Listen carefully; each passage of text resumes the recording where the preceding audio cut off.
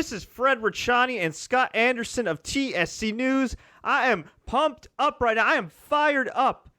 As many of you know, I was disappointed in this underwhelming WWE draft. I was not happy at all. A lot of people were blowing up my phone, blowing up my Twitter feed. Fred, what's the deal? SmackDown is weak sauce. SmackDown looking pretty damn weak right now. Raw gets the cruiserweights. Raw gets Roman Reigns. Raw gets Rollins. Raw's probably going to get the WWE Championships. So here I am, watching Battleground. My boy Scott in Delaware, watching Battleground. We're sitting back, relaxing, like the rest of the WWE fans, getting ready for this recap. And what happens in the main event? We have Dean Ambrose. I repeat, Dean Ambrose hit the DDT, the Dirty Deeds DDT, on Roman Reigns and pin him clean in the middle of the ring. 1, 2, 3. Holy doodle squat. Dean Ambrose is the champion. Dean Ambrose is still the champion. Dean Ambrose pins Roman Reigns to remain the champion. And the SmackDown brand, for one night at least, looks strong. Looks great. Looks promising. Looks amazing. Dean Ambrose, the SmackDown champion, just beat Seth Rollins and Roman Reigns in the same week. Pinned him clean.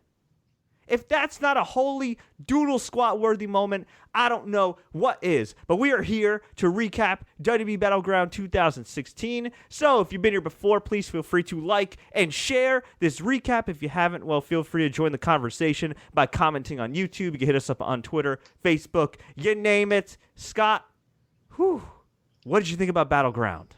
I agree with you. I'm happy. I'm wearing my New Day unicorn as we speak, because, you know, that's kind of what happens when you take a 6-year-old to a live event over the weekend. So I'm getting my money's worth. Which we will share in a few as a nice surprise for everybody. Yes. Great ending to the pay-per-view. Definitely surprised like you. I'm glad WWE they did two things right. They kept the belt on Dean, and Roman took the pin, which I'm glad. Yes, about damn time. And, you know, nothing against Roman Reigns. You know, he made a mistake. A lot of people have made mistakes. Hell, Randy Orton, who dissed Brock Lesnar today, made a freaking mistake. Actually, he made a number of mistakes throughout his career in WWE. But you know what? At the end of the day, Roman Reigns wasn't cutting it. He wasn't getting over to the level they wanted him to. And he took the pinfall here. Now here's the thing. There's still SummerSlam. Raw still needs a world championship. I'd imagine we're getting a separate Raw title. Maybe they'll change their mind and make Dean a dual champion, or as a traveling champion per se, kind of like the old NWA in the early days of the brand extension. But I don't think they'll do that because they stressed and emphasized that, oh my God, this championship is the most important championship in history, and Dean Ambrose has this. But you know what's funny? That nobody bothered to ask, well, what happens now? Well, you know what's funny is when Dean retained, I don't remember them shoving the SmackDown locker room, do you? I don't know. Did they? I didn't see a celebration.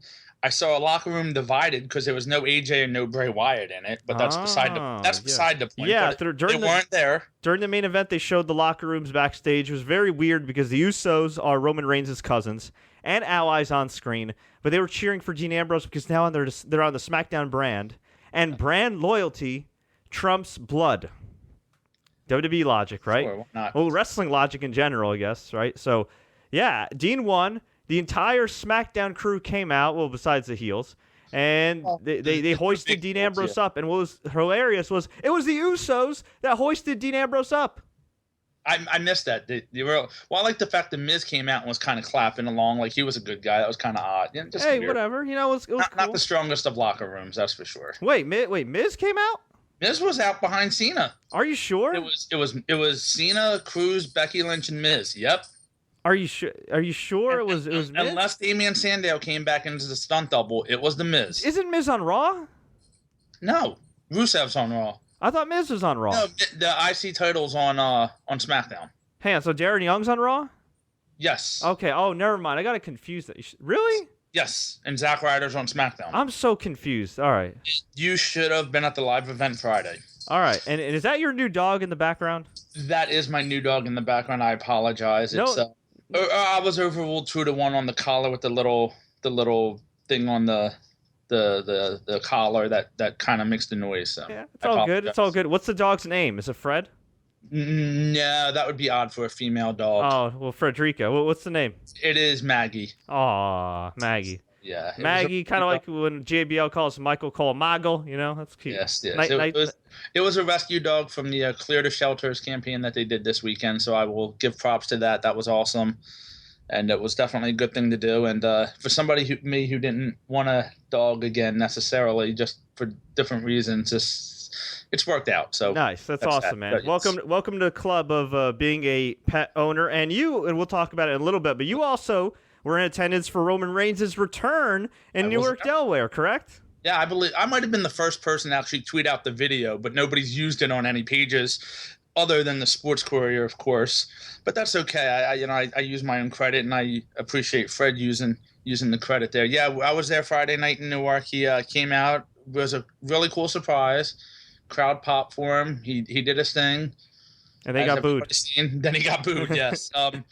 The cool thing about the venue I was at is after the show, you can just kind of walk out back, and it was cool. They had some barricades up, but everybody comes out, and Roman came out. Odd part is, and again, I'm not tooting my own horn, but he came out, and nobody even recognized him until I said it's Roman, and everybody started kind of whatever. He didn't say much. I guess that was due to the fact that if he started talking, somebody probably would have been a jerk and said reported him and tried to goad him. Well, tried to goad him, exactly. So I respect him. Dean came out and did sign for a couple people and took some pictures. So that was cool. Nice. And this triple threat was really good. But here's the problem with the triple threat and with the show overall. The triple threat started at 10:56. The show did not end till 11:20. We do not need these pay-per-views to go over 3 hours.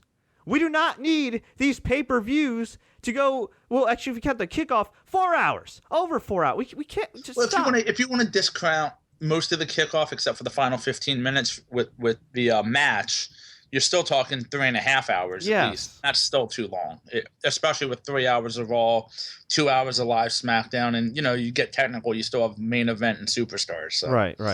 It is a lot. It is a lot. And NXT and the Cruiserweight Classic and everything else. Jesus freaking Christmas. But this was a great triple threat match. There were a lot of notable spots, including Seth Rollins and Dean Ambrose hitting the Shield powerbomb on Roman Reigns through the announcer's table. We had Dean Ambrose kick out of a pedigree, which was interesting because nobody kicks out of a pedigree, especially when Triple H was hitting it for all these years. We also had Roman Reigns in the finish hit the spear on Seth. Dean hit the dirty deeds, covered him 1, 2, 3. I was freaking out here. As many of you know, I'm a fan of Dean Ambrose's work. I do think that they waited way too long to finally pull the trigger on him. But, hey, as a fan, I am enjoying this right now. It was a great, great moment. As far as other notable spots, a lot of high flying here. Yeah. A lot of high flying, especially from Seth. Yeah, the flip over the ropes I was a little worried about. He landed on his feet. Well, landed on his feet and then fell, but I was worried about that knee. Every time I see that, it worries me for sure. Right. But, and the funny thing is, Daniel Bryan appeared on the show. He was at ringside with Shane McMahon, and Mick Foley was at ringside with Stephanie McMahon. And the amazing thing is that Daniel Bryan and John Cena are probably still the two most over guys in the company. Absolutely. Yep. And the funny thing is, Dean Ambrose was with Daniel Bryan and Shane McMahon backstage. And Daniel Bryan cut this intense promo talking about how Dean's the best and how when he used to wrestle the Shield all the time and they had their battles with Team Hell No, that Dean was the one that he worried about the most because he knew that Dean was the best and he's going to prove it tonight. And Daniel Bryan, in 2 minutes, got Dean Ambrose more over than WWE did the last 6 months. It was incredible. Yes. It was just, absolutely. Man, I mean, the guy may be retired, okay, but he is still a great promo. And I know some people, for whatever reason, still to this day, maybe don't think about Daniel Bryan as a great promo, only because of the fact that he was such a great, in-ring competitor and everything else. Sure. But man, if this guy is ever at NXT, if he's ever at the Performance Center, and you're a young guy that wants to learn how to cut a promo and be great in the ring, you better pull this guy aside. He was just great. Dean Ambrose, he was okay with the comedy, got a little serious afterwards, but yeah, hopefully going forward, I would like to assume that Triple H is going to be more hands-on with SmackDown because traditionally Vince hasn't been as hands-on with SmackDown in recent years, but you never know with the brand split.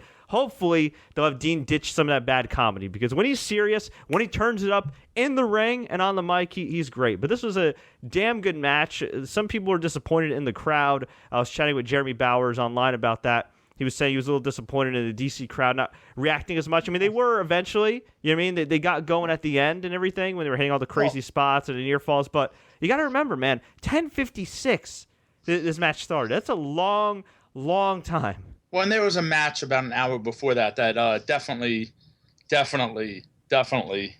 had the crowd into it. Oh, God, yeah. And after that match, I think, the crowd had to kind of settle back for a little bit, which we'll get into. Oh, agreed. But, so let's start from the bottom here, and then we'll work our way up. We had the kickoff show, which I missed most of it except for the match. And there wasn't much to see. You were texting me and telling me that whoever was feeding Lawler his lines is ridiculous. Oh, yes.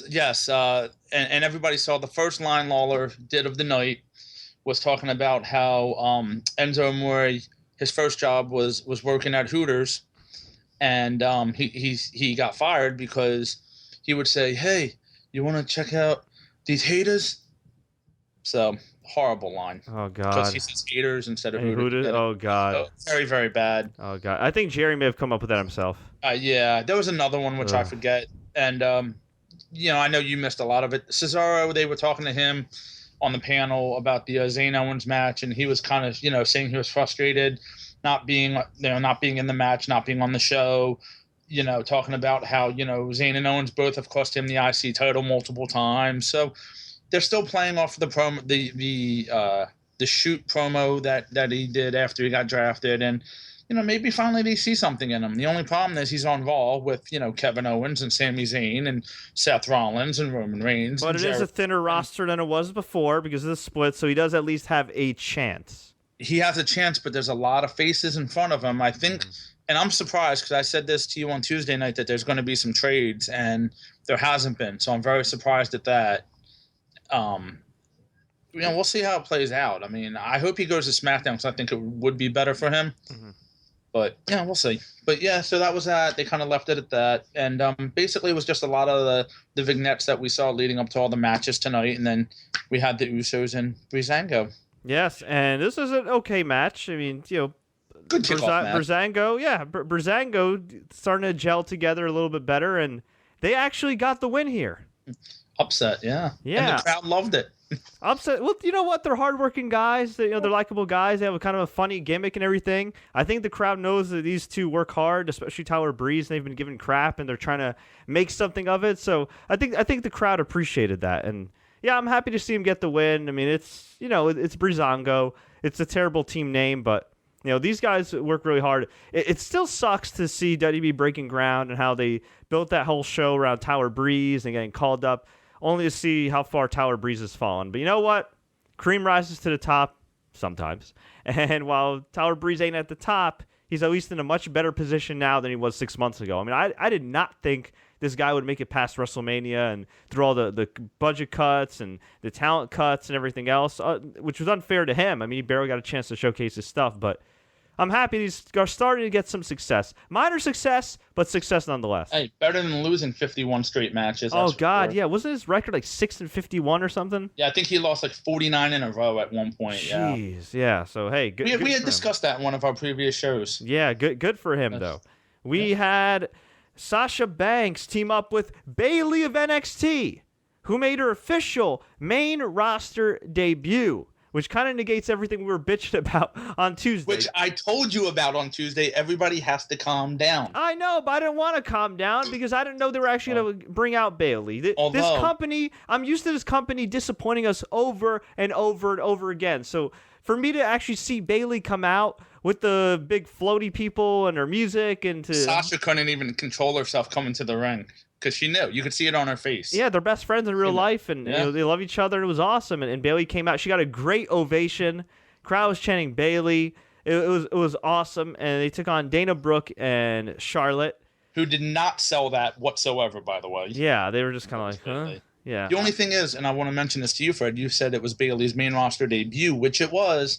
However, during the match, JBL did say it's a one-night only thing. So we'll see. That is true. Yep, you're right. Which does crap on the rest of the women's division as a whole because Sasha couldn't find anybody worthy on the main roster and had to go to NXT if you want to go dig into the storyline. Yeah, but I think it's being a little nitpicky. I think it was a cool surprise. No, it is. It absolutely is, and it was great to see Bayley. But if you want to, Well, you know what? process it. You know what, dude? I wouldn't worry about the WWE women's main roster. I'd worry about the NXT women's main roster because you got no Nia Jax, no Alexa Bliss, no Carmella. Let's assume that Bayley's officially called up after SummerSlam, which is what our buddy Brian Alvarez reported on Twitter. That's like Asuka and who else? I mean, as far as like that's currently on TV. I mean, they're gonna have to incorporate Liv Morgan more. They're gonna have to sign Diona. They're gonna have to incorporate Ember Moon, who's really good, but I don't think she's appeared on TV yet. You know, maybe Peyton Royce and Billie Kay. So they got a few girls there, but the only one that's actually had any TV time that's been built up, that's not on the verge of being called up, is Asuka. And who knows? She's so talented, maybe she will be called up soon. Yeah, she should be, no doubt. So we had Bayley sell a little bit. She got attacked by Charlotte and Dana Brooke. Bayley mounted a comeback, tagging the Sasha. They went back and forth. This was a pretty good match. Crowd was really hot. I wouldn't say it was anything spectacular, but Bayley had her good spots there. I was hoping Bayley would hit the belly to Bayley from on Dana Brooke or Charlotte, but I think Dana Brooke would have made more sense. Instead, it was Sasha Banks tapping out Charlotte, and that also made sense because that finally sets up their long-awaited match at SummerSlam, where hopefully, presumably, Sasha Banks finally wins the WWE Women's Championship. No disrespect to Charlotte. Great-looking girl, good competitor, solid wrestler, but she is not, I think, at the level that WWE wants her to be, or is pretending that she is at. And Dana Brooke, whew. Well, it's time for a change, too. Yeah, well, yeah. Dana Brooke not really ready for prime time. So, I mean, I've compared Charlotte to this person before. Roman Reigns. Roman Reigns is a much better worker than Charlotte, but it's very similar in a sense that they're both heavily pushed. They're both good looking. They both kind of fit like the mold that WWE would want, you know, in a wrestler, male or female. But, you know, they're not as over as their push. And even though, you know, they have their flashes of good stuff in the ring and at times of Roman Reigns' brilliance in the ring, you know, they're not at the level of some other guys. And again, Roman Reigns, I think, is a very good worker. Charlotte, she's all right. It's almost like she has the name, and she comes across almost as, I mean, I don't know her personally. I've never met her, but like, I have the name, I'm privileged, and that's it. Well, and I'm not saying she doesn't work hard. Like, I agree with you. I think she does, but it comes across that way a little bit. Well, that's her wrestling personality. But as far as her, I've heard Ashley Flair's actually a really nice person. And again, it's not that he gets hurt. It's just, you know, I'm calling it like I see it. Like, is she better than Becky Lynch and Sasha Banks right now and Bayley? Like, no, she's not. Or Asuka. You know, then again, not a lot of women are, but you know, I'm just saying, if you're gonna push her that hard, you might, or push a woman that hard, you might as well give the title to somebody that can really run with it for a while and can have really good matches. And I think that's Sasha Banks. She hasn't lit the world on fire on the main roster yet. You know, she had that awesome match at WrestleMania with Charlotte and Becky. She's had a couple of good, you know, TV matches with Paige here and there. I don't think they've really let her loose yet. So hopefully, once she presumably wins the title at SummerSlam, they can kind of just unleash her and she could go on an awesome wrestling barrage. We'll see. It would be awesome to see her and Bayley at WrestleMania do what they did last year at TakeOver. Oh, God. Or even a Fatal 4-Way with the 4 Horsewomen. Yeah, although after what happened to poor Becky tonight. Oh, God. We'll get to that. Yeah, we will. But, yeah. And then afterwards, Bayley teased the hug with Sasha. Sasha was like, nah. And then they hugged and crowd popped. And you can tell it was a nice emotional moment for the two. And absolutely. It was just nice to see. I just listened to Bayley's interview with Jericho, and she came off so down to earth and likable. And by the way, I'm wearing my Bayley t-shirt for those that didn't notice. It just kind of chroma keys the yellow text, so that's why you can't see it. Well, you know, let's hope WWE Creative takes notice of the pop she got, the reaction from the fans, and realizes, you know, hey, she has something. You know, she might not be, you know, as we said the other night, you know, their mold. You know, she might not be that swimsuit model type, but who cares? You know, she can go in the ring, and that's, you know, she gets over with the fans. Exactly. She connects, and she draws money. And, you know, that comment that I got, for those that didn't tune into our draft recap, I did get a comment from somebody that used to be involved, you know, with WWE, and let's just say was very close to the creative process. And they told me that Vince McMahon and Kevin Dunn are not kind sometimes when it comes to discussing the women on the roster. And they're very blunt. And you look at Charlotte and Dana Brooke, and you think about, oh, well, does WWE have a certain standard for women? You know, a standard that's almost an impossible standard. Kind of like society in some ways sometimes with media and everything like that. And the answer was yes. And the way it was described to me was a lot worse than the way I'm explaining it to you guys right now. But here's hoping that they give her a chance. And here's hoping, that she goes to SmackDown. Because I think she could work really well with Ava Marie and all these like inexperienced girls like Carmella and Alexa Bliss and everybody. And she even talked about it on Talk is Jericho. She said, I like working with the younger girls because the inexperienced girls because it makes me a better performer. It makes me more well-rounded, and it shows that the company can trust me. And maybe she'll do that on SmackDown. Quite frankly, Raw doesn't need another talent like that. And yeah, she needs to go to SmackDown. Exactly. But then again, what do you do with the women's title then? Well, hopefully the thought would be that the major titles, not counting the US and IC, they say brand specific, are rotated. And, Dean Ambrose can stay on SmackDown. If he loses the belt, he stays on SmackDown, okay? While he's the champion, he goes all around. The negative with that is house shows are going to suffer because they're just going to suffer. It's just the way it is with the main title. But if you look at some of the live results, I know a couple of the smaller towns, the main event's been like a fatal four-way for the U.S. title with Rusev, Kalisto, Zayn, and Owens. So they can do it. If they do it right, it works. I mean, you put the IC title on John Cena, you could, now he's not doing house shows, as much anymore. But in theory, you could put on, say, like Randy Orton. AJ Styles, Orton, exactly. Yeah. You could do that.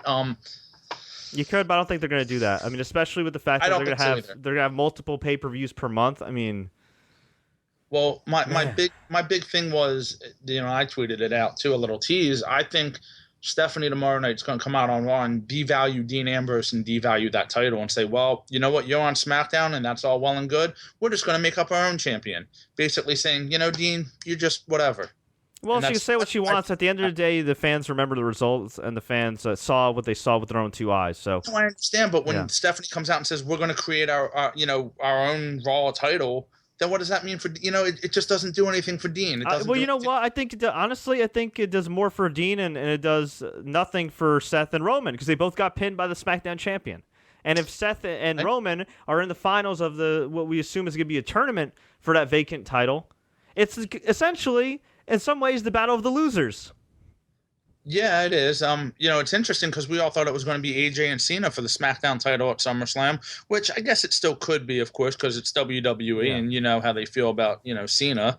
So, we'll see how that goes, but hopefully Ambrose carries it. I would love to see Ambrose and AJ at SummerSlam. I would love to see just Ambrose have a long reign like CM Punk had. Only difference is he'd actually be in the main events of pay-per-views, but you do have AJ Styles on SmackDown. You do have John Cena. I would like to see AJ eventually get a run with that title. But Dean Ambrose, I would just... He's kind of hot right now. Nowhere near as hot as he was before. But he has momentum. Give him some steam. I tweeted this idea earlier today on Twitter, at Fred Richani, if you guys want to follow me. I said that I think Dean should retain the title, which he did tonight. And I think that in order to really get him over and to cement him as a top guy, right, is to have him wrestle John Cena at SummerSlam, and pin him clean.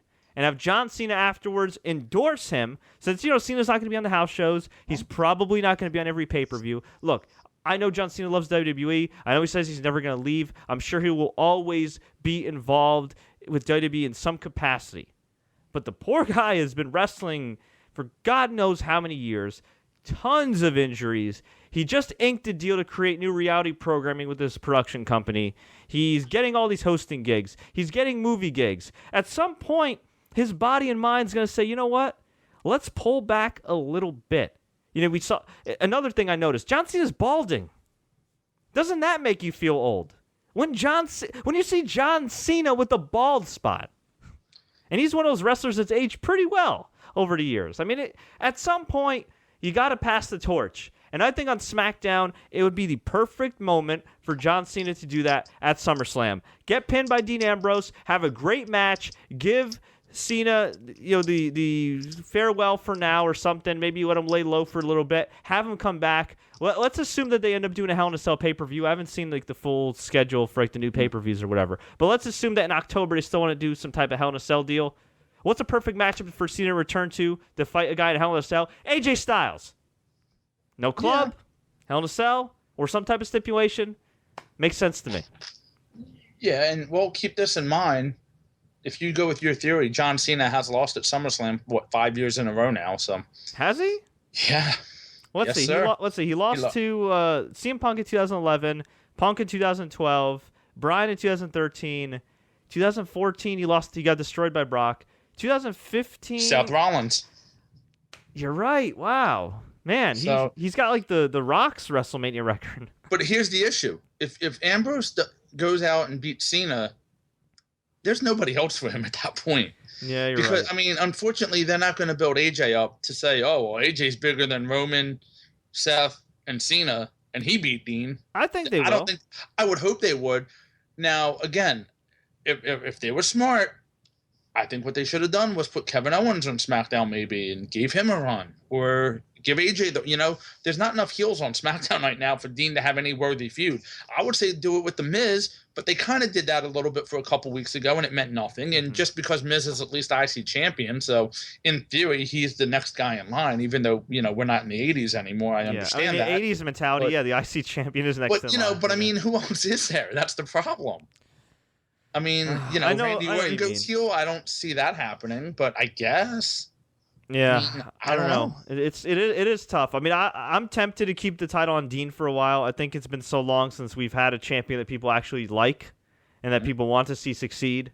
Or somebody that's a heel that's secretly a babyface. I think it'd be nice. And yeah, you're right. Maybe they could hold off. Maybe they can hold off. Maybe they could hold off Dean and Cena for WrestleMania. I don't know if they can though. That's the thing. I don't know. I don't know if they can. That's why I think you don't know what's going to happen with Cena in his schedule. I'm sure back in the day, WWE and fans and people backstage assumed that Rock's doing a few movies, but he's going to be back. And I'm not saying Cena's going to get to the level of The Rock, but John Cena's doing pretty damn well for himself right now. So while you have the time, you might as well do Cena versus Ambrose. You need to make stars now. You know what I mean? You could wait till the next WrestleMania. But by that point, who the hell knows where Dean Ambrose is at? Who the hell knows where the brand extension's at? I mean, the time is now. Not who to the quote hell knows if John Cena is healthy? Yeah, exactly. I mean, exactly. That's why I'm not one to rush booking and rush feuds or anything like that. But this is the time.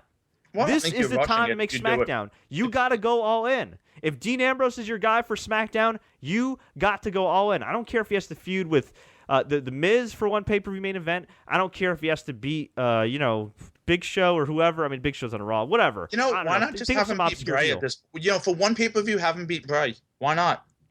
I know they've done it before, Baron but Corbin, better than the Miz. Yeah. If you actually build up Baron Corbin and instead of putting him in long matches with Dolph Ziggler, maybe just have him squash people like he did in NXT for 3 months. Maybe he'll get over. Doing this again. Yeah. So we'll see. Yeah.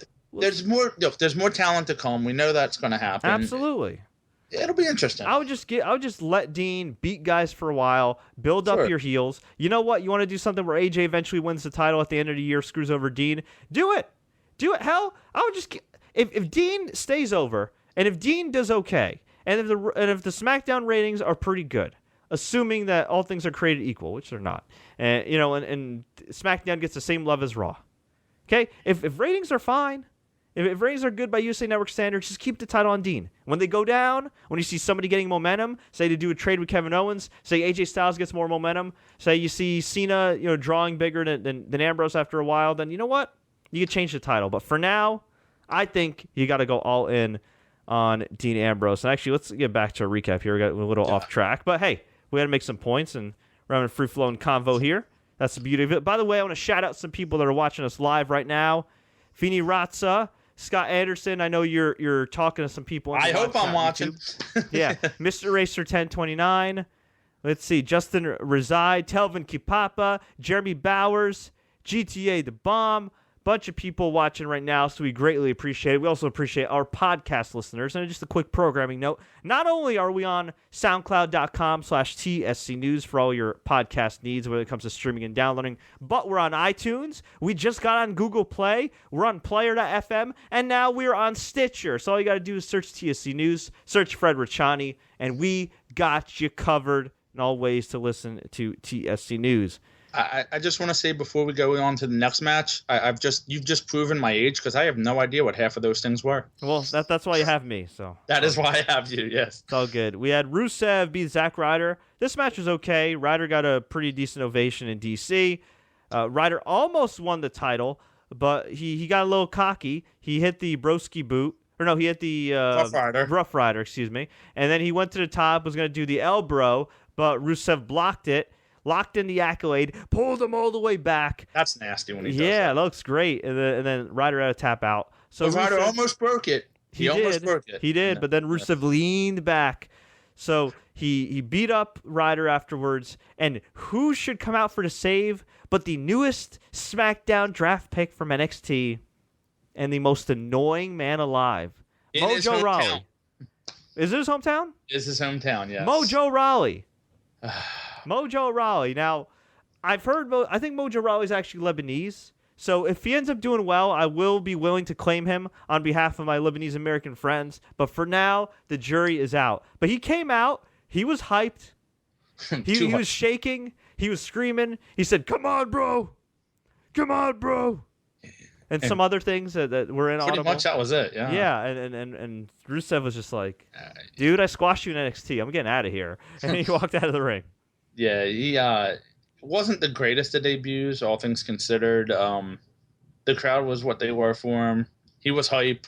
I can't be a fan of him because he's a friend of Rob Gronkowski, and that just doesn't work for me. So, well, you're a Jets fan. I'm a Giants fan. Doesn't work for me either. Plus, like I said before, his Snapchat name is Mojo69. Yeah, well, he's got to. He's a grown ass man. He's got to stay hype, bro. He's a grown ass man. He still thinks 69 jokes are funny. Well, they are kind of. In the right situations, but not tweeting about 69. Well, look, on the good side, it looks like the Hype Bros are going to be a team, which SmackDown definitely could, I guess, use some more teams instead of having some singles guys, I suppose, even though I did say the roster was thin. Better to put Mojo in a team than have him as a singles guy. So, True. Yeah. We had the 6-man as well, which was actually after the U.S. title match. Yeah, why?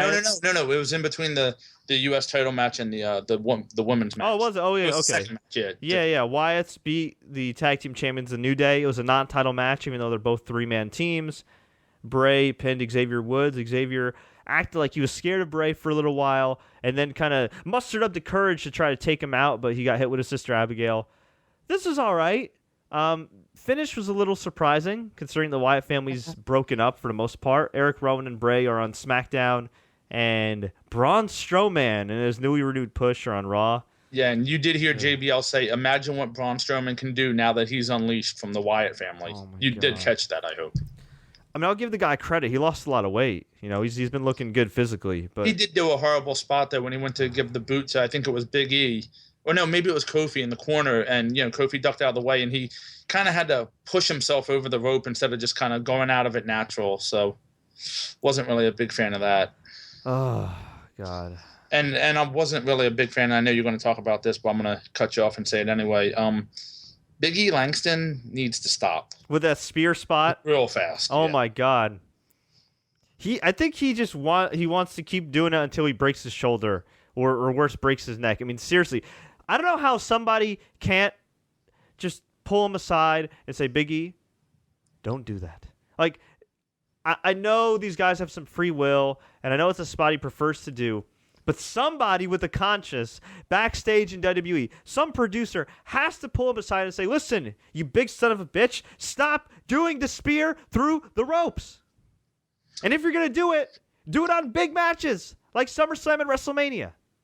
Not every single match, but he does it in a lot of the matches. And Jesus, I mean, he looked like he hurt him tonight. He's a big guy too, and landing on your shoulder, on your head, that's not good for you. They banned the curb stomp because of all these concussion lawsuits. But Big E is still allowed to do his reckless spear off the apron. I guess their thought is when he hits it, it looks cool. When he hits it, it looks cool. But yeah, and when he hits his head and gets a concussion, it's not going to be cool. Or breaks his neck. Yeah, well, yeah, when his bump card finally expires and he F's himself up. Like it almost did for Sami Zayn. Oh, God. There are way too... Here was a reoccurring theme in this show. There were way too many super kicks. I'm not trying to sound like an old man. I'm just saying there were way too many super kicks in different matches. They should be limited to 1 or 2 matches. And we had way too many damn apron spots. Yes. Now, and botches. Well, this one from Big E wasn't necessarily an apron spot. It was a spear off the apron. But we had bumps on the apron, which you would think for any ROH fans to remember, was it BJ Whitmer that broke his neck on the apron a couple years ago? Yeah. In ROH? Apron spot. Yeah, but the rumor is WWE is encouraging them because of ROH doing them. I heard that like a year ago. I don't know. Right, and that's when they started doing them, though. Yeah, yeah, but BJ Whitmer breaks his freaking neck, and hey, let's do it. Yeah, hardest part of the ring. Oh, great. Concussion lawsuit. Who cares? Yeah. Anyway, it's just a concussion. They'll be fine. Yeah, that's I guess their thought. Yeah, I don't know about that, but it was reckless. So Wyatt's got the win. It was an okay match. I saw this match at MSG with a different result. New Day got the win. It was all right, you know. I mean, I think this one was a little bit better than the MSG match, only because of the fact that Xavier Woods kind of went wild, which was cool, and there was a surprise finish. But I don't think it made any sense for the New Day to lose, though. Well, it's good that at least Bray got a win. That's true. That's nice. That's true. They're a dime and a dozen for him. We had Sami Zayn take on Kevin Owens. This might have been. I think this was the best match of the night, actually. Compared to triple absolutely. Threat. I mean, there was a triple threat, but and I think this is unfair to the triple threat because it started so late and the crowd was tired. But this match right here was excellent. A WWE Match of the Year candidate. I don't give a damn about anybody who wants to compare this to the G1. Nothing against New Japan Pro Wrestling. Okay. Oh, maybe this match with Tanahashi. Shut up. Okay. This match was great. Go out of your way to watch it if you haven't seen it. Owens, Zayn. This was great. Great friends, better enemies. Epic storyline. Epic storytelling. Oh my phenomenal. God. I saw it Friday night at the live event in Newark. Even I saw one of their matches and it was great. Both guys are huge stars. I mean, no doubt about it. This was excellent, and it started off a little slow. Like I'd say, like from beginning to middle, it was below par of previous Sami Zayn and Kevin Owens matches. Something was kind of missing, and then they turned it up and they beat the hell out of each other. What was the apron spot in this? Sammy was gonna do the flip. I don't know what you call it. What it's called. Split-legged moonsault, right? It wasn't the split-legged, but yeah, basically. Kind of like a split-legged moonsault. And he landed more. I guess you're supposed to land more on your the hamstring area. He landed more on his butt area on the rope, and when he fell back, I guess thankfully he hit the apron, not the floor. He hit the apron. Owens was right there. Yeah, he hit the apron. Kevin Owens caught him a little bit, and it looked bad. Sammy could have broken. He looked like he might have been in some pain for sure. Yeah. Yeah. Oh, absolutely. Well, he was in some pain, but absolutely, it could have been a lot worse. But we had everything in this match: Blue Thunder bombs, cannonballs by Kevin Owens, brawling on the outside. We had the Don Fry Yoshiro Takayama spot for any MMA fans that are familiar with that fight. Just kept beating the hell out of each other. It was great, and we had a great finishing sequence. Man, it was epic. I mean, Sami Zayn got his foot on the ropes after a pop-up powerbomb. Kevin Owens kicked out of the haluva kick. He kicked out of a Blue Thunder bomb as well. There was a cool spot where Sami hit the suplex, and so he hit the suplex on Owens. Owens flipped over, tried to go at him. Sami hit it again into the bottom turnbuckle. Hit him with not one haluva kick, but two. And when he hit the first one, crowd went nuts. Owens is just dazed, confused, drooling. He was out on Sami. He's like this. Oh, it was a great sell. And it was great storytelling because Sami just looks at him, and that's his former best friend. The man that should have been happy for him, but instead took away his WWE dream. And he just threw him back into the corner, ran back to his, hit another haluva kick. 1, 2, 3. Just incredible.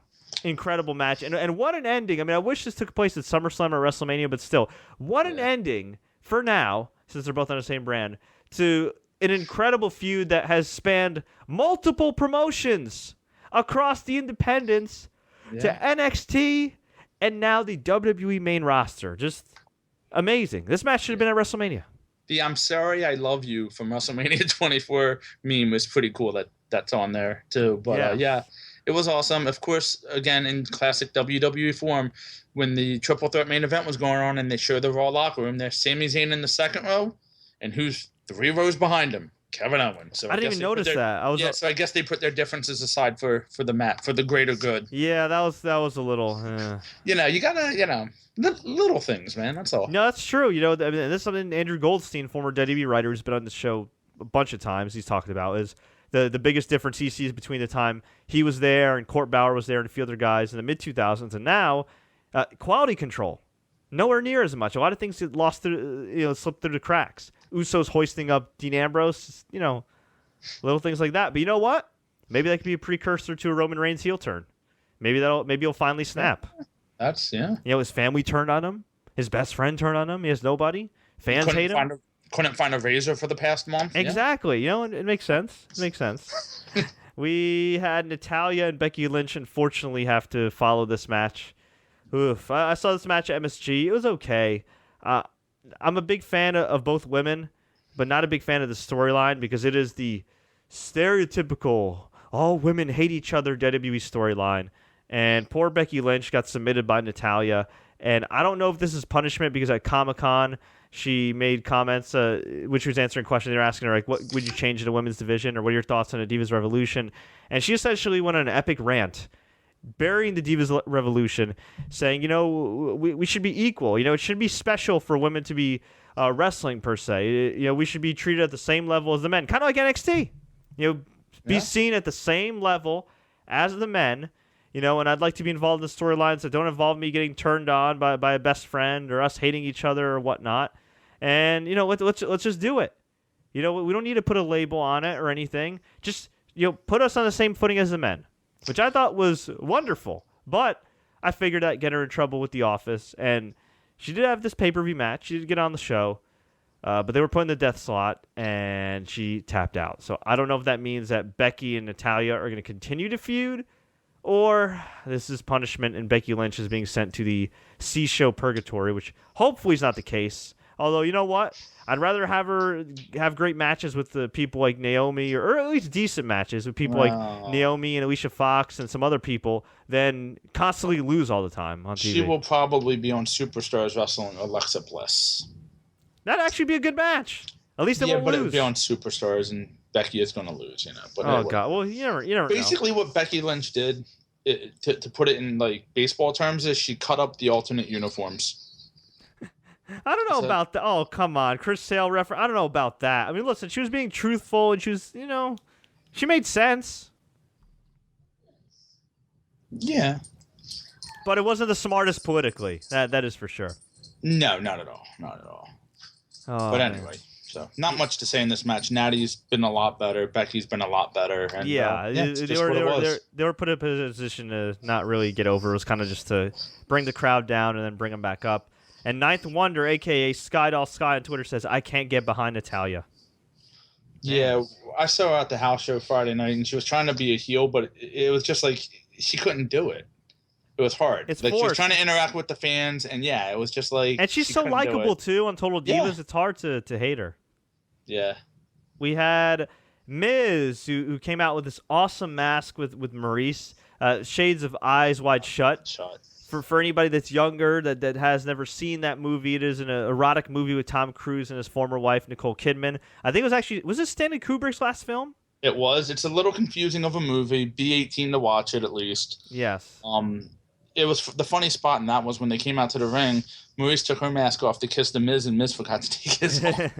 That was kind of funny. And Maurice had an amazing looking singlet. That's all I'll say. Her outfit game has stepped up.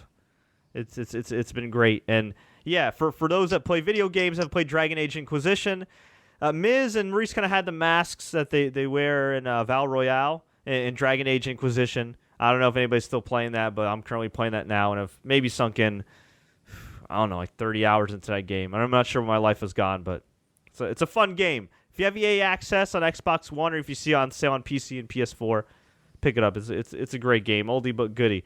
So we had Miz take on Darren Young, who's accompanied by Bob Backlund, the same Bob Backlund that once yelled at me without yelling at me at this expo because I was filming and it was a media event, but he didn't like me filming, and he said you should have asked, and I was like, I'm sorry, Mr. Backlund. He's like, you should have asked. I'm like, I'm sorry, Mr. Backlund. He's like, you should have asked. I'm like, I'll delete the footage, Mr. Backlund. It's okay. Thank you, Mr. Backlund, but you should have asked. That's the abbreviated version of the story, but he was a weird dude then. He's still a weird dude now, but he's also a legend, and he's great, and he was very animated at ringside. This match is okay. It's very hard to care about Darren Young. It was hard to care about him in 2010. It's hard to care about him in 2016. I cannot believe Darren Young has been in the WWE for 6 years. Crazy. Crazy. So Darren Young, Miz, back and forth match. It was all right. Technically it wasn't bad. It's Darren Young, and nothing against Darren Young, but they really haven't given us an opportunity to truly care about Darren Young. They had those weird vignettes with Bob Backlund, and I was waiting for them to kind of build him up over time. Maybe culminate at SummerSlam or at Clash of Champions, which is replacing United Champions, or one of these other B pay-per-views. But instead, they kind of rushed him. He had a slip on a banana peel win in the Battle Royal without eliminating anybody. He did pin the Miz, and I think he pinned the Miz. He made the Miz tap out to the chicken wing, and he pinned Del Rio. Okay, that's right. He pinned Del Rio. He tapped out the Miz, but man, a couple weeks is hard to get over a guy that hasn't been utilized well in a number of years. And so Bob Backlund confronted Maurice. Maurice slapped him. Bob Backlund sold this and then popped right back up. Maurice pretended that Bob Backlund hit her, and the bad thing was the referee was in plain sight. He was looking right at them. It was botched. And then Darren Young came outside. Miz came outside. Bob Backlund ripped off his shirt while still wearing his suspenders. That was awesome. This dude's 67 years old. He's great. And Miz decked him. Darren Young hit Miz with the crossface chicken wing, locked it in, and double count out. And then Darren Young looks at his hands like they're deadly weapons. Yeah. So, these hands. You know what? Instead of making Darren Young great again when he was never great, his new gimmick should just be these hands. These hands, like that, like the meme, like that should be his gimmick. He should just be like, Miz, you're gonna get these hands. Well, That's maybe him and RVD should have a match where he can't use his hands and RVD can't use his feet. Oh God. Yeah. I tweeted this earlier, but Bob Backlund scares me more than Bray Wyatt ever would. He is a scary man. I didn't realize he's missing a tooth either. I don't know, but it works for him. Yeah. I was waiting for somebody from the back, a producer, to come out from the back and take him away. I really thought he just kind of went off there. I really did.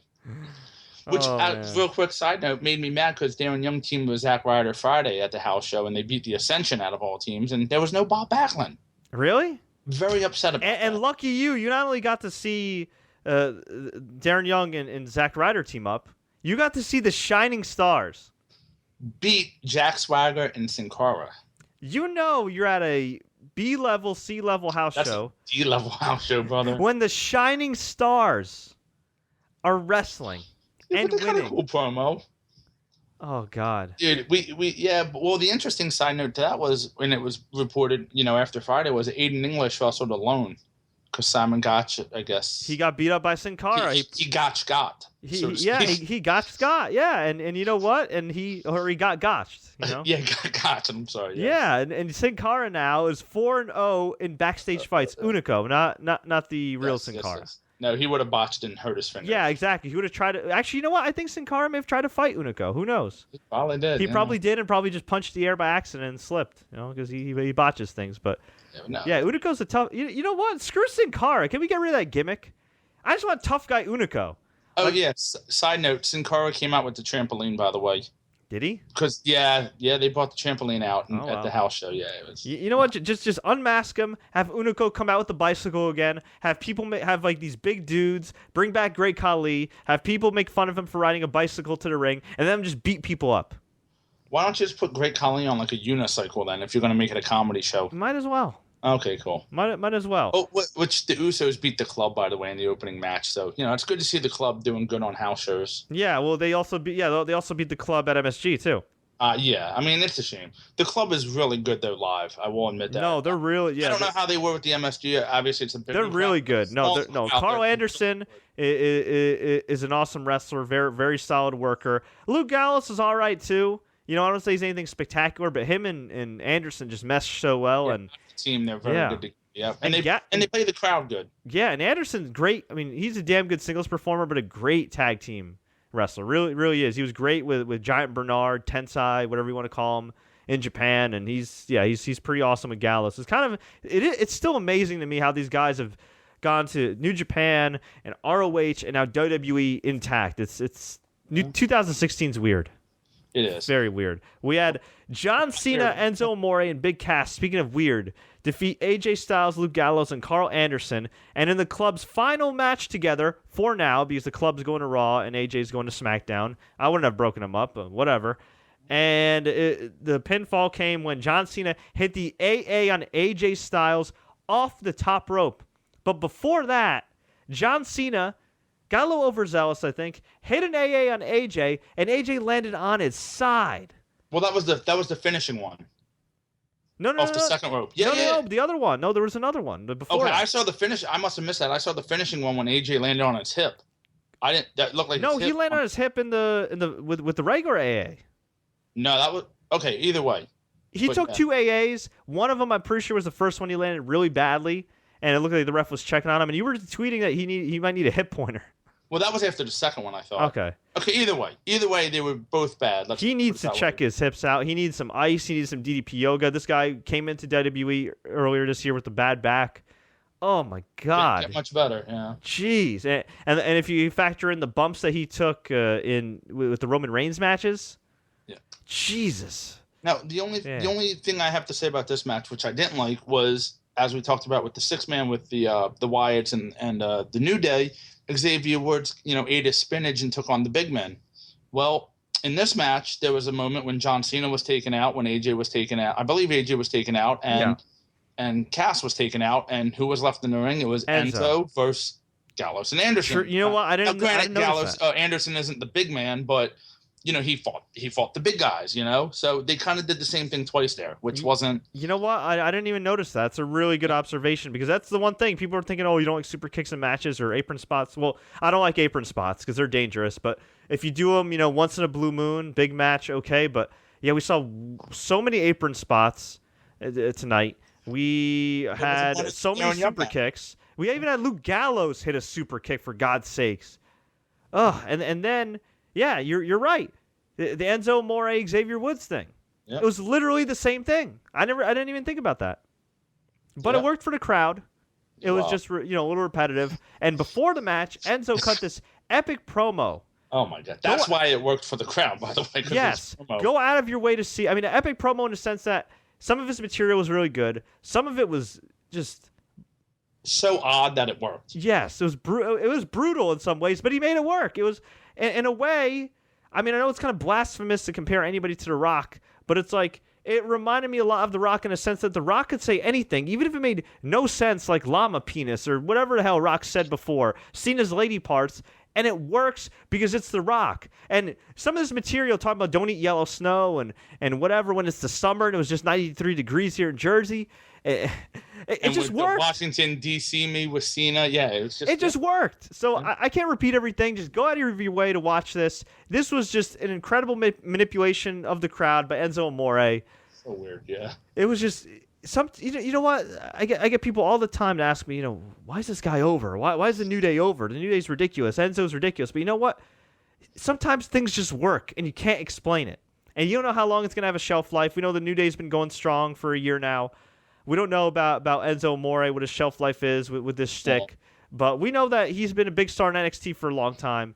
And now he's a pretty big star in the main roster and has been a big star since he got there. First day. Enzo and Cass might be, correct me if I'm wrong, they might be the only gimmick really from the quote-unquote new NXT that's gotten over on the main roster.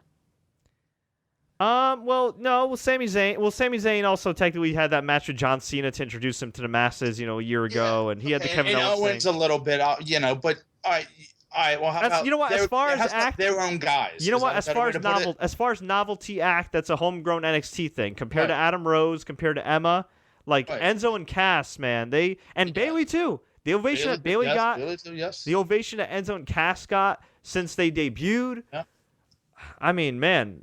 Give Triple H his props. He's done something special with NXT. He really has. And Enzo was great here. And John Cena with his bald spot put him over and said Enzo Amore. And then Big Cass cut a promo. And believe it or not, I mean, I maybe I'm out of line here, but Big Cass was smoother on the mic than he's been in a long time. He was good. He was good. And dare I say, and granted, it is comedy. It's not like he's wrestling John Cena in the main event of WrestleMania. But is it wrong to say that already, in the right situations, Big Cass might already be a better promo than Roman Reigns? Is that blasphemous to say? Well, that might be true, and that's the unfortunate part.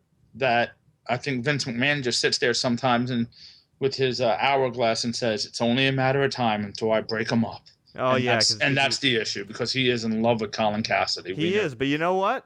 Enzo Amore is still awesome on the mic. Now, in the ring, this match was okay, but it fit the theme of the Enzo Amore pay-per-view matches. It was all over the place. There was another spot here, like last month, or maybe it was a month before, where Gallows and Big Cass were in the ring, or Cena was in the ring, or whoever, and Gallows just kind of stared into space.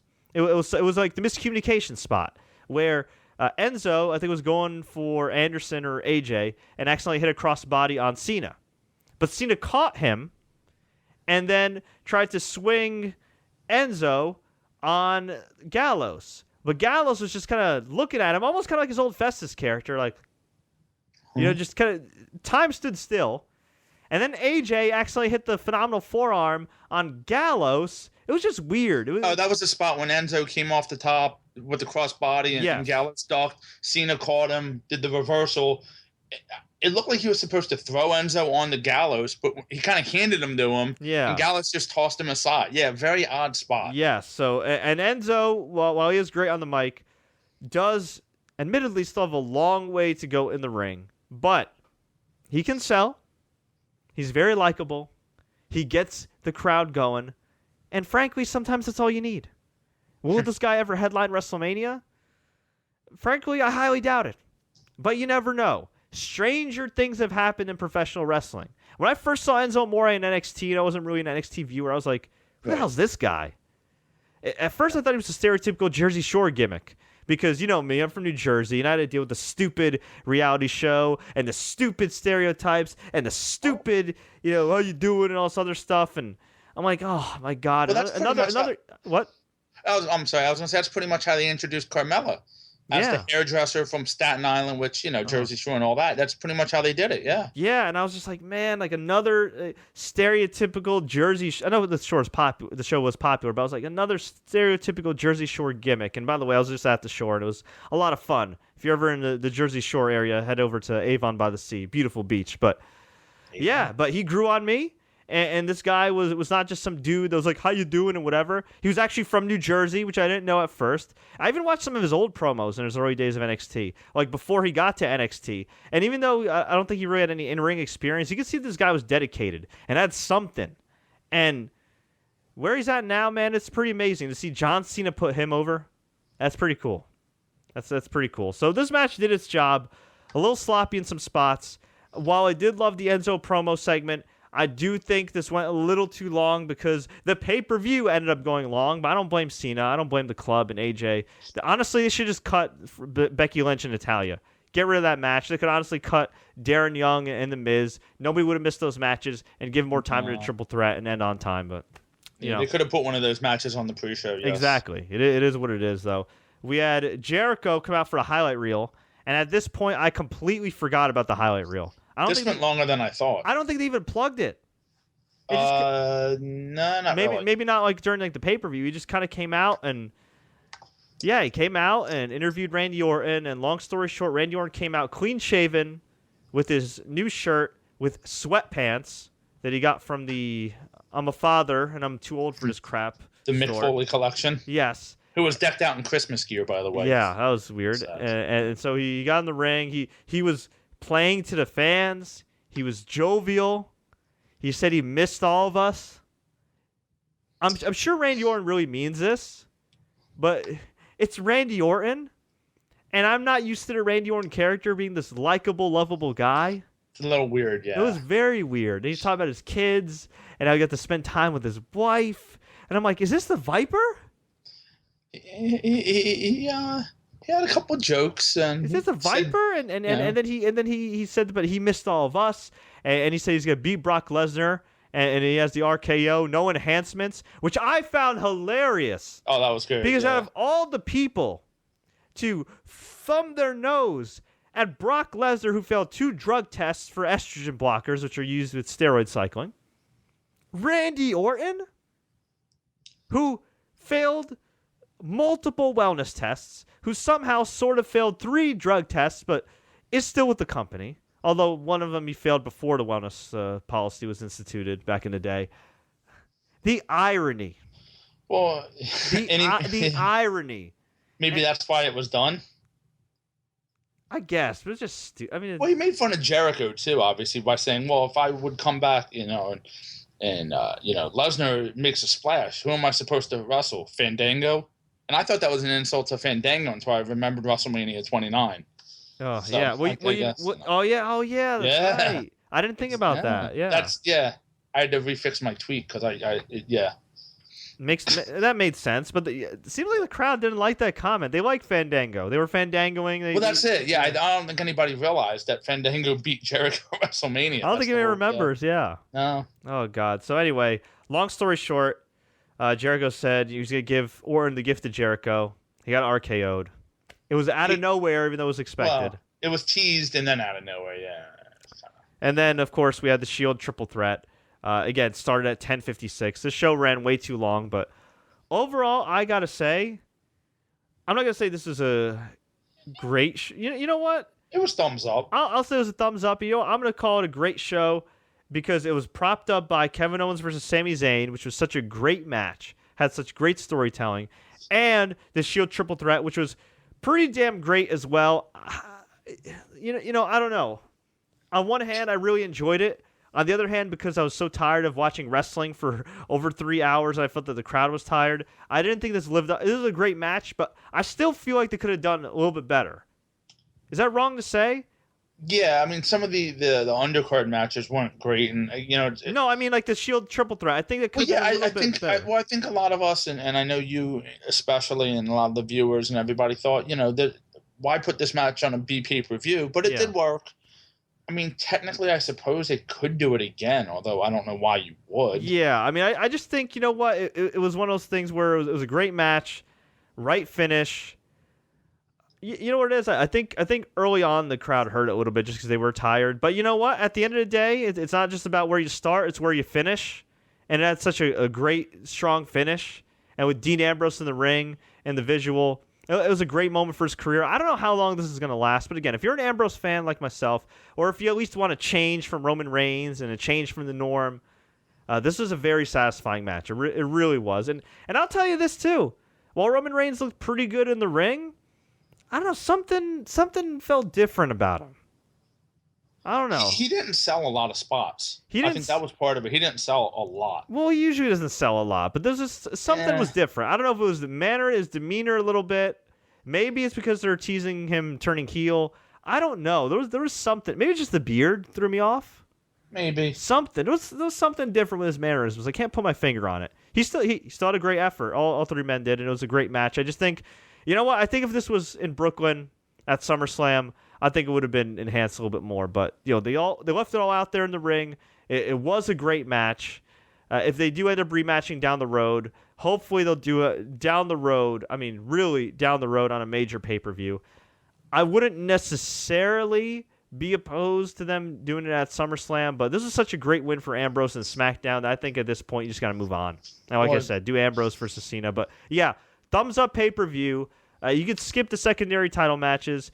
You honestly, I mean, the 6-man tags are okay. I would say they were like spectacular. I mean, the Cena one I think had more heat given who was involved, and that was kind of cool. Had some cool spots. Watch the promo more than the match. Watch the promo more than the match. Zayn and Owens, absolutely go out of your way to see. The opener was fun with Bayley. That was a great moment. And then the Shield triple threat was pretty damn awesome. Whew.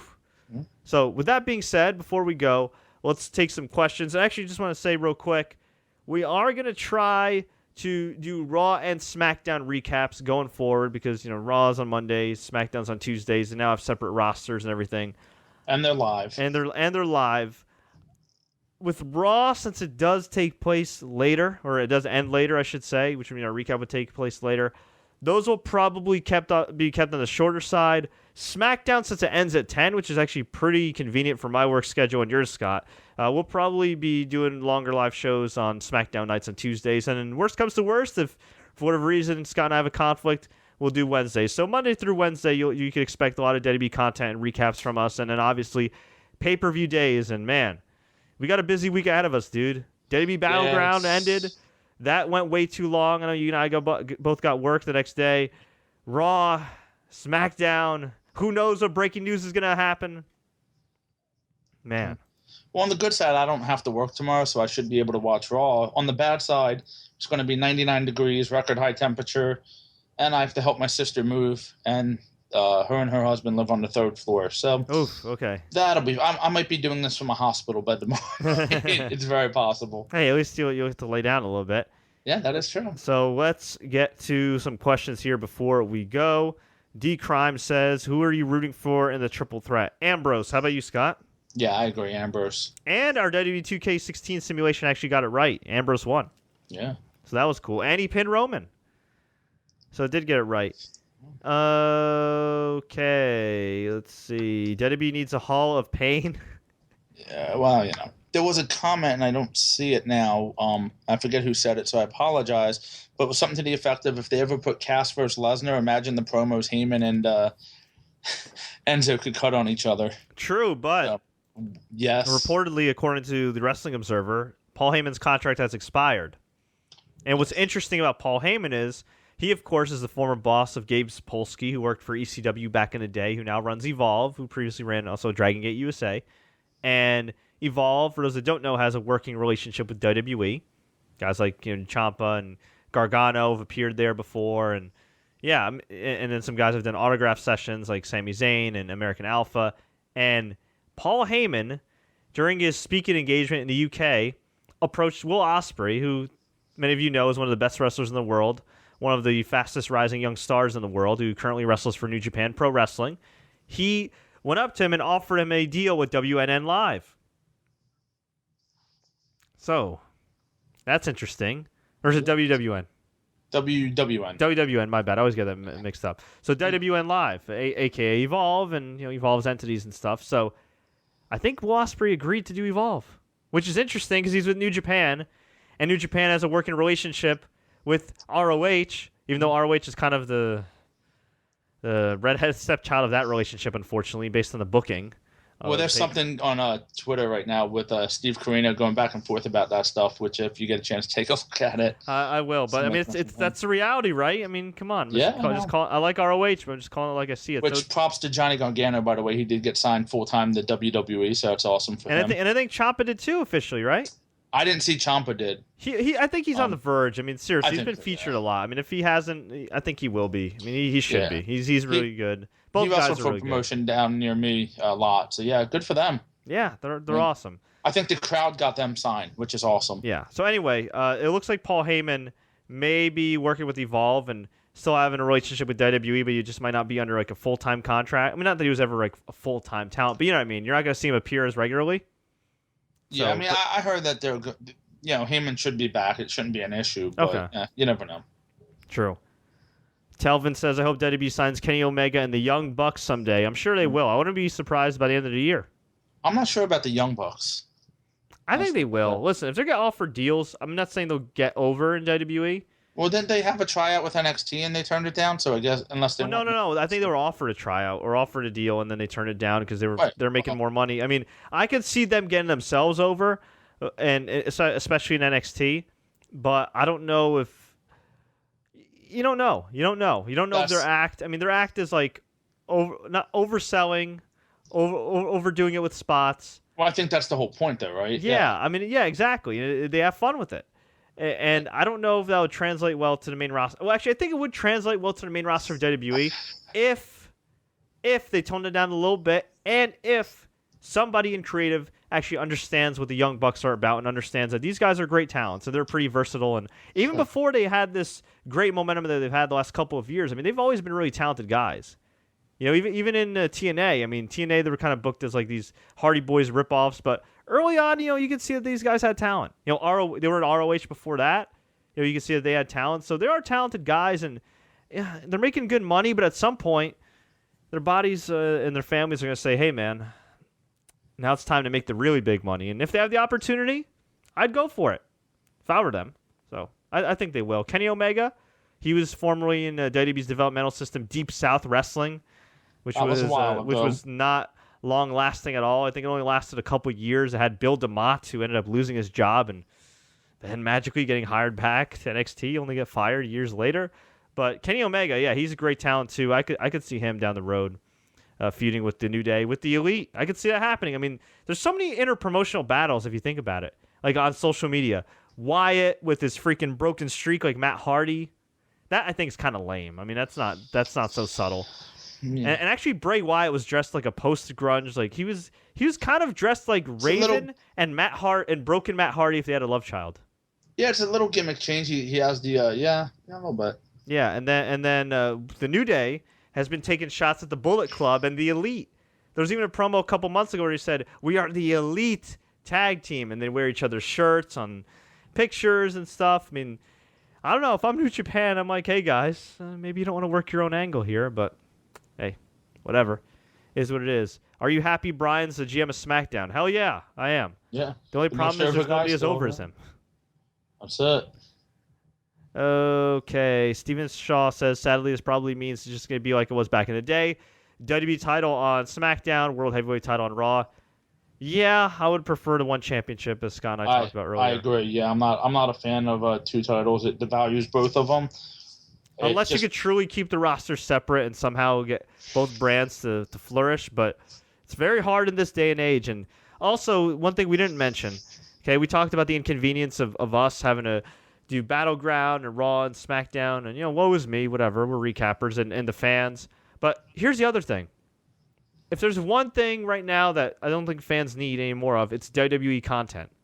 So when you go long on a pay-per-view, on top of Raw, which usually goes long with the overrun, and then SmackDown, which I'm assuming might have an overrun because it's on USA Network and Live now, and then if you watch NXT, and then if you're going to watch the Cruiserweight Classic, and then any other of their original programming. That's a lot of WWE. And the ironic part is when the network first started, everybody said, we want classic stuff. We want WCW. We want ECW. We want this. We want that. And they've done so much live programming that, they're not doing a lot of the classic programming anymore because of that. So, I mean, they're adding like the old shows, but they're not really promoting them, which again, I'm surprised. Very, very little bits at a time. I'm surprised they don't do. Like, why don't they just do Today in WWE history and say you can go watch it on the network?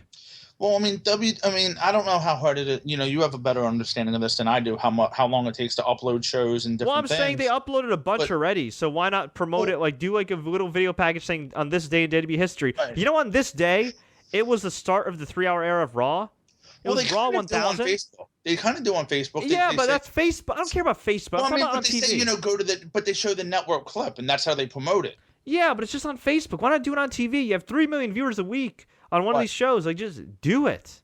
I agree. Well, what I don't understand is, like, how come they don't show old, Saturday morning wrestling, Wrestling Challenge, Wrestling Superstars, that type of syndicated stuff? Because I guess they feel there's not a demand for it, and they just, they haven't gotten around to it. Yeah, I understand, but, you have so much, but, you say that, but you really can't go back then and watch Bret Hart win his first title. I know it's on the network, but, that was on one of those syndicated shows. Yeah, and you know what? Another thing, too, is the dirty little secret is, while WWE claims that they cater to a young audience, a lot of their viewers are older. Yep. Are older than you and me, which is kind of sad to think about. The average Raw viewer is like in his 40s, I think. Maybe older. Well, they're living in the Attitude Era, I suppose. Yeah, so these fans that grew up in the Attitude Era have grown up, and they're still watching, and they haven't catered to enough casual fans. So you know what? And this is something Jim Ross has talked about before. Upload the older content, which they have to some extent. Promote it, and get people to sign up.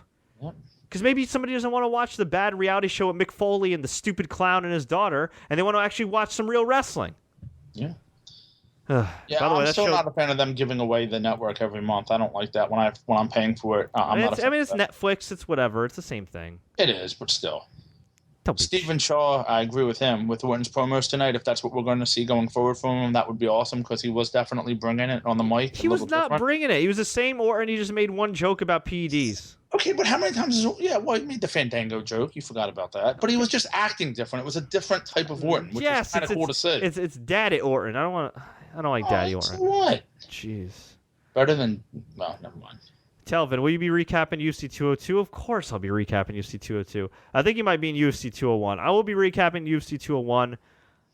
I've ordered any pay-per-view that I haven't attended live or covered live with UFC, I've always ordered.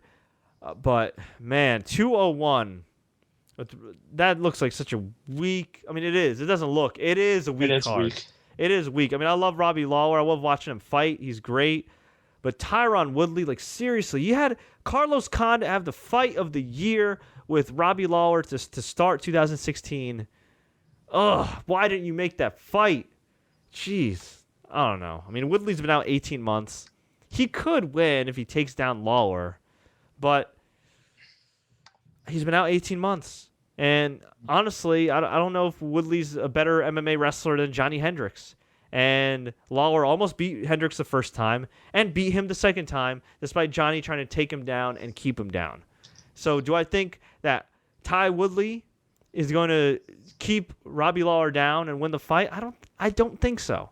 I don't think so. Most Robbie Lawler fights are entertaining.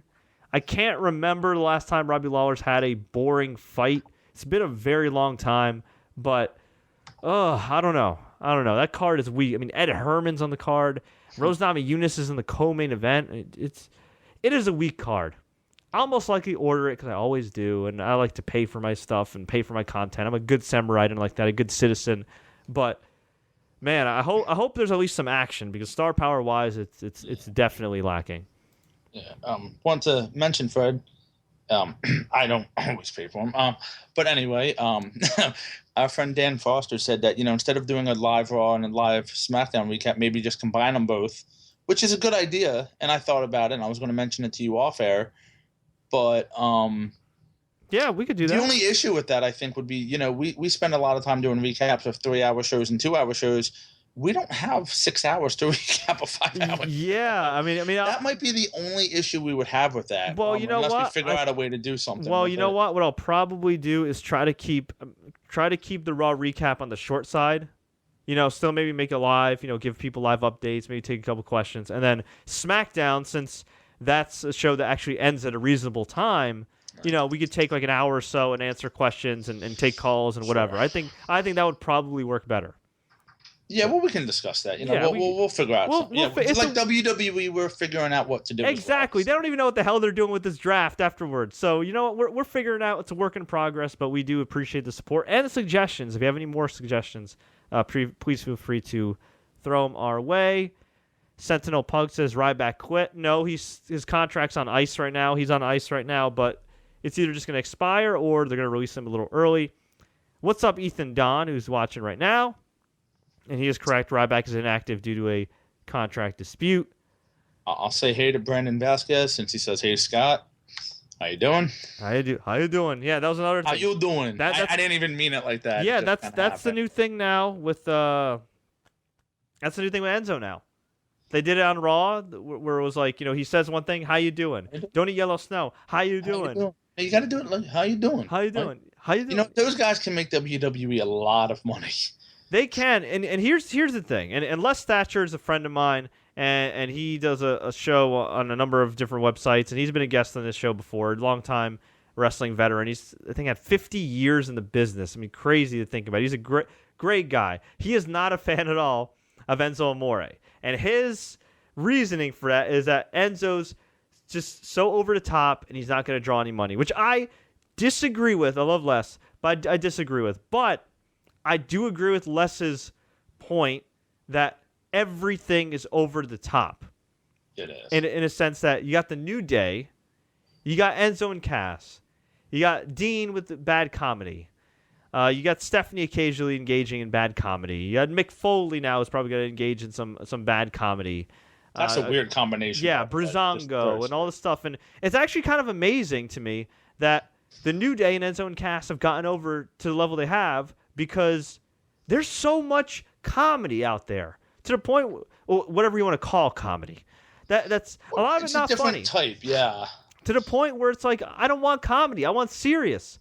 But those guys are so entertaining, kind of like with TNA with Matt Hardy and Jeff Hardy and the Final Deletion and the broken streak and all the other stuff. Those guys are so entertaining that they can overcome the stuff that's plaguing their respective promotions. But I do agree with Les in a sense that everybody's over the top, and perhaps not everything should be. Now, if you were in the 80s or the 90s where you had a bunch of dynamic The early personalities 90s, yeah. who could hold their own on the mic. I mean, seriously, I'm not saying Road Dogg was as great of a promo as Steve Austin back in the day, but Road Dogg was a great promo. Road Dogg was damn good. X-Pac was pretty good. Triple H held his own. You had Steve Austin. You had The Rock. You had Mick Foley. You had Vince McMahon. I mean, there were a few other guys I probably can't think of that were really good promos. And Val Venus wasn't even horrible. And yes, that was a Val Venus Yes, reference. Val Venus. Godfather. You know, you had some pretty good The promos. mid-card level was a lot strong. Talent-wise, it might not have been stronger, but personality-wise, creative-wise, it was better. Yeah, I think it's a better way to put it. I don't know if better is the right word. I'd say they stronger. Well, stronger, yeah. For that the talent-wise, it might not have been better, but yeah. The mid-carders were booked stronger in that era and storylines that would not hold up in 2016. But yeah, you look at that and then you look at the 80s. I mean, you had Mr. Wonderful, Hulk Hogan, Macho Man. You know, in other promotions, you had Ric Flair and the Four Horsemen, and just you had all these characters. You know, Sergeant Slaughter, Ultimate Warrior. I'm probably leaving out a few that I can't think of off the top of my head. Roddy Piper. You know, you had all these different personalities that were over the top, but guess what? They could all hold their own. But it was different as well, though. They were all unique. Exactly. It wasn't the same stupid, typical WWE comedy. And another thing, okay, they all held their own, right? You look at Enzo and Cass, you look at the New Day, they're really good. Yes. What works for Enzo and Cass, what works for the New Day, what worked for like The Rock back in the day with his comedy, does not work for Sheamus. No. It does not work for Ziggler. No. It does not work for, I don't know, take your pick, or Dean Ambrose. For some guys, it just... To a degree. Yeah, to a degree. It does not. So what I would like to see going forward, and I don't think they're going to do this, I think it's going to be the same, but in a perfect world, and this is bringing it back to Les's point, make everything a little less over the top. Now, I would keep Enzo and Cass as they are for the most part. Keep the New Day as they turn are. them down just a little Just bit. a little bit. You know, obviously you got your Cena, your Cena character. You have I think Cena's probably the most over-the-top main eventer, right? I mean, by far. He blows everybody away in promos, I think. I mean, AJ's really good as a heel, but Cena's definitely by far the most bombastic top guy WWE When has Cena right now. wants to be, he is. Yeah. Yes, absolutely. And when they don't give him a lot of stupid stuff to work with. So if you limit the bombastic stuff to the guys that are actually good at it, and then you take away the bad comedy from other guys and you make them a little more serious, I think that'd be a significant improvement to the show. And also, that would make Enzo and Cass, who are already over, and the New Day, who are already over, stand out even more because they'd be one of the few comedy acts that are actually entertaining. Yeah, no, I agree. Well, and again, it would have. You know what? Here's the other problem with WWE. This could have worked if both teams were not on the same show. Oh yeah, that's right. Yes. Yeah. They're on the same show now, so you know what? You're right. And actually, when it comes to live, Scott, you're on your A game by the way today. So props. Thank you. I appreciate that. Okay, but now thinking about that, wouldn't it make more sense from a live event standpoint? You and I went to live events recently, the last couple weeks. Wouldn't it make more sense to have Enzo and Cass on one and the New Day on the other when you need all the help you can get for these house shows?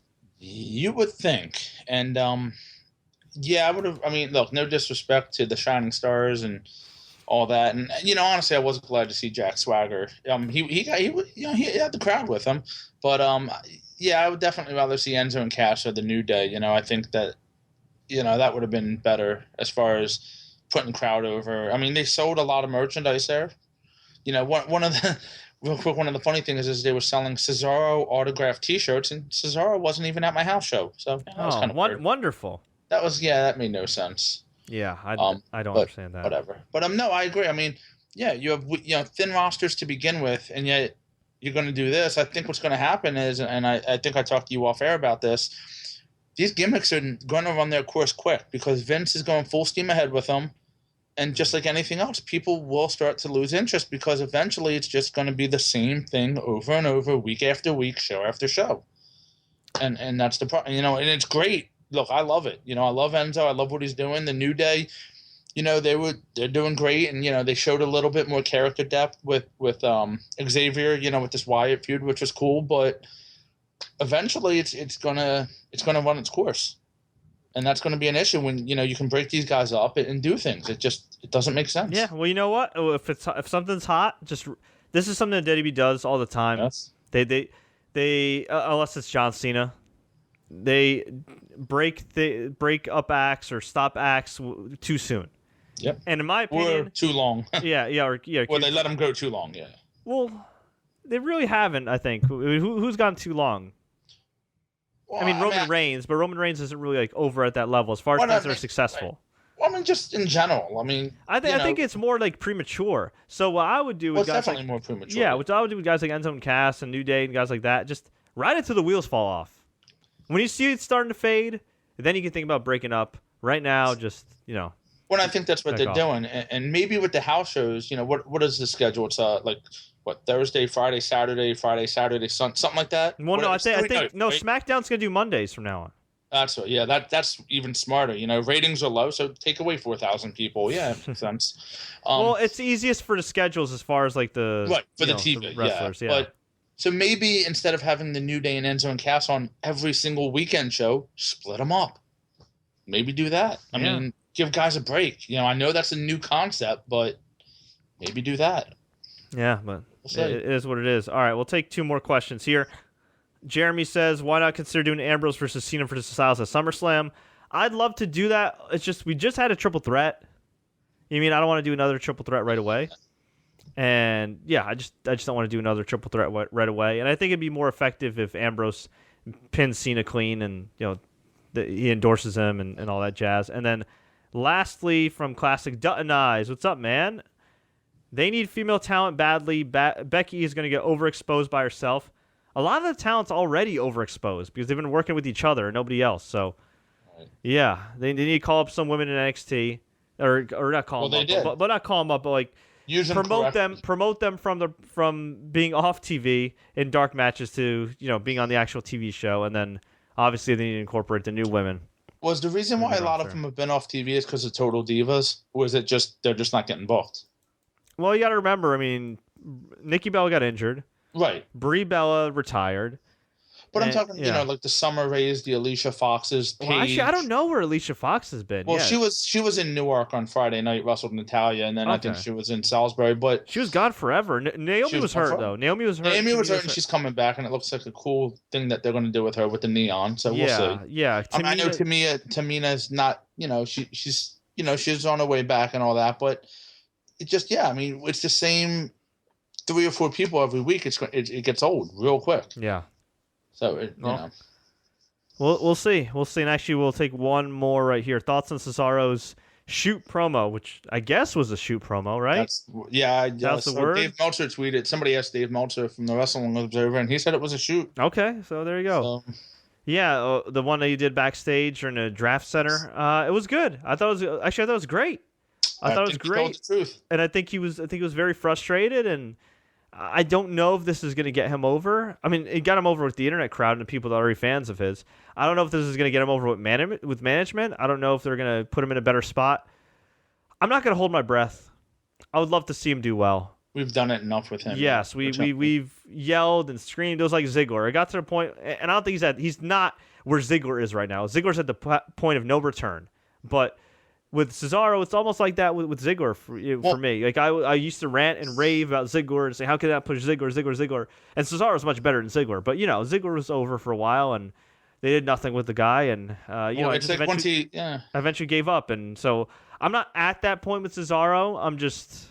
I don't want to get my hopes up. That's all. Well, the thing with Ziggler is he won the title, he got injured, and then that was it when they did the double turn. And then he cut a promo as well on the draft on Tuesday, a backstage promo, kind of the same idea that Cesaro did, but his was more scripted. So, we're like, oh, I'm ready to go, blah, blah. So we'll see. I mean, True that. And it's going to be an interesting week. And Terry Allen's asking if he's going to be a world champion. Listen, who, Cesaro, I guess? Yeah. I think if they do 2 titles and he goes to SmackDown, he has a shot on Raw. I don't think he does. Yeah. It is what it is. But, folks, we're going to get on out of here. Just a quick note. This week is the official start of the new brand extension. Raw has a new announced team of Michael Cole, Byron Saxton, and Corey Graves. So They even took away the cool announcer from NXT and put him on Raw. Which, being SmackDown's the new innovative show, makes more sense. Yeah, take away. You should have put Corey Graves on there. I agree. Yeah, I know the sarcasm in your voice. Yeah. And yeah, SmackDown gets Morrow, David Otunga, and JBL. Well, at least you have Morrow and JBL. That ought to be interesting. Oh, my God. And just, yeah. David Otunga. Do you really need 3 announcers per show? I mean, No. That's it. No. I can't say Booker T would have been better with that group. Booker T at least would have been entertaining.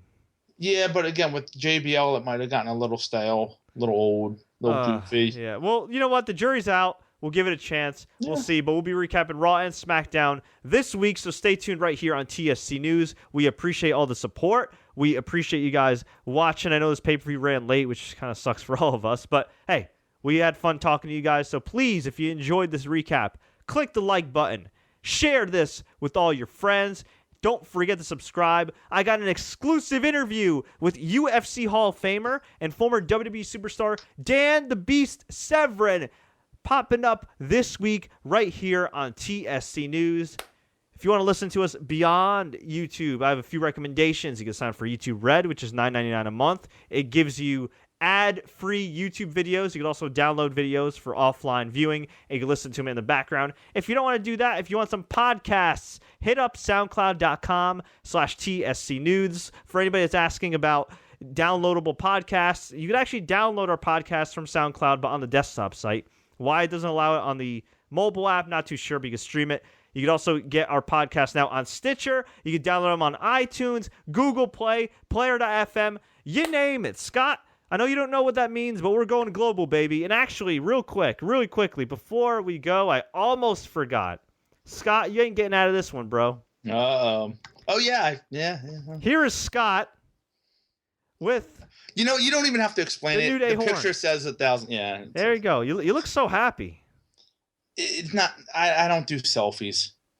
You look so happy, man. It's not a great selfie photo. I mean...